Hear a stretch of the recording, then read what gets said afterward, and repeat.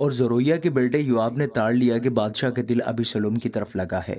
سو یوآب نے تکو کو آدمی بھیج کر وہاں سے ایک دانشمند عورت بلوائی اور اس سے کہا کہ ذرا سوگ والی کا سا بھیج کر کے ماتم کے کپڑے پہن لے اور تیل لگا، بلکہ ایسی عورت کی طرح بن جا جو بڑی مدت سے مردہ کے لیے ماتم کر رہی ہو، اور بادشاہ کے پاس جا کر اس سے اس طرح کہنا۔ پھر یوآب نے اسے جو باتیں کہنی تھیں سکھائیں، اور جب تکو کی وہ عورت بادشاہ سے باتیں کرنے لگی تو زمین پر اوندھے منہ ہو کر گری اور سجدہ کر کے کہا، اے بادشاہ تیری دہائی ہے۔ بادشاہ نے اس سے کہا، تجھے کیا ہوا؟ اس نے کہا، میں سچ مچ ایک بیوہ ہوں اور میرا شوہر مر گیا ہے۔ تیری لونڈی کے دو بیٹے تھے، وہ دونوں میدان میں آپس میں مار پیٹ کرنے لگے اور کوئی نہ تھا جو ان کو چھڑا دیتا۔ سو ایک نے دوسرے کو ایسی ضرب لگائی کہ اسے مار ڈالا، اور اب دیکھ سب کنبے کا کنبا تیری لونڈی کے خلاف اٹھ کھڑا ہوا ہے، اور وہ کہتے ہیں کہ اس کو جس نے اپنے بھائی کو مارا ہمارے حوالہ کر، تاکہ ہم اس کو اس کے بھائی کی جان کے بدلے جسے اس نے مار ڈالا قتل کریں، اور جو وارث کو بھی ہلاک کر دیں۔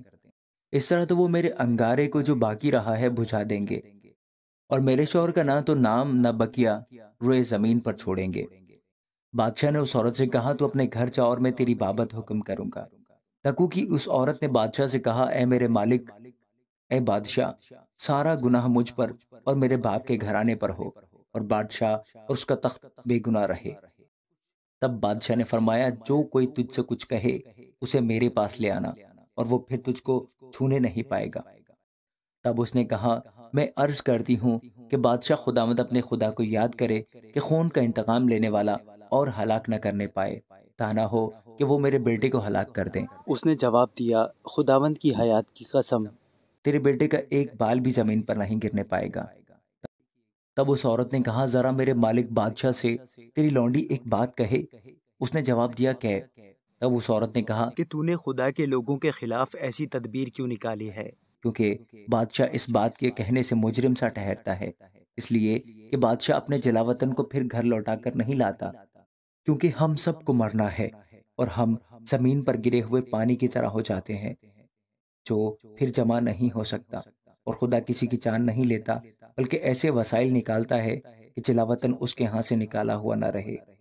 اور میں جو اپنے مالک بادشاہ سے یہ بات کہنے آئی ہوں، تو اس کا سبب یہ ہے کہ لوگوں نے مجھے ڈرا دیا تھا۔ سو تیری لونڈی نے کہا کہ میں آپ بادشاہ سے عرض کروں گی، شاید بادشاہ اپنی لونڈی کی عرض پوری کرے، کیونکہ بادشاہ سن کر ضرور اپنی لونڈی کو اس شخص کے ہاتھ سے چھڑائے گا جو مجھے اور میرے بیٹے دونوں کو خدا کی میراث میں سے نیست کر ڈالنا چاہتا ہے۔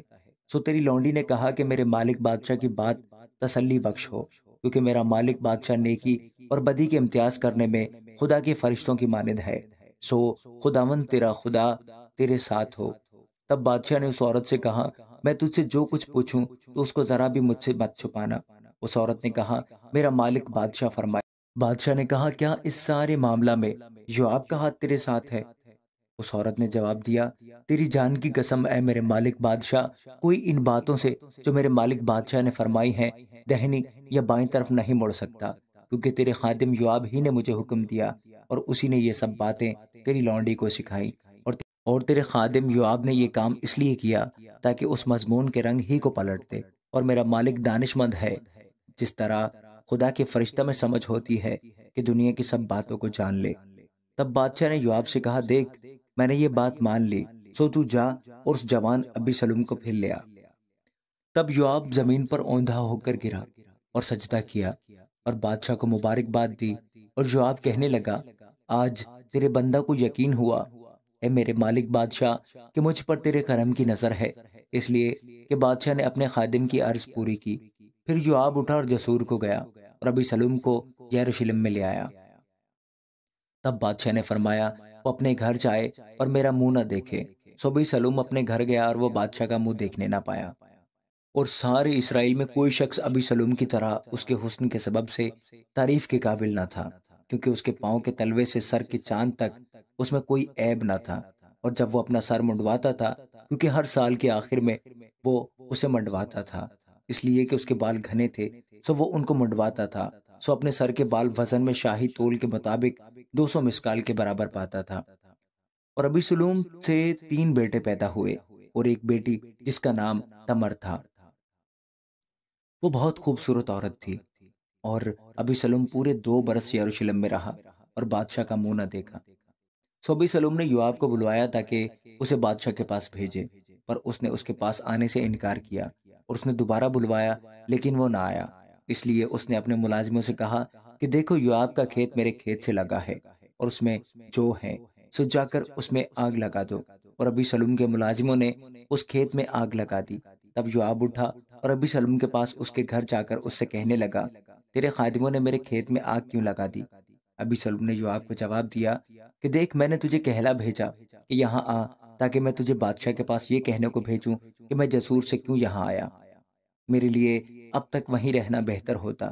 سو اب بادشاہ مجھے اپنا دیدار دے، اور اگر مجھ سے کوئی بدی ہو تو وہ مجھے مار ڈالے۔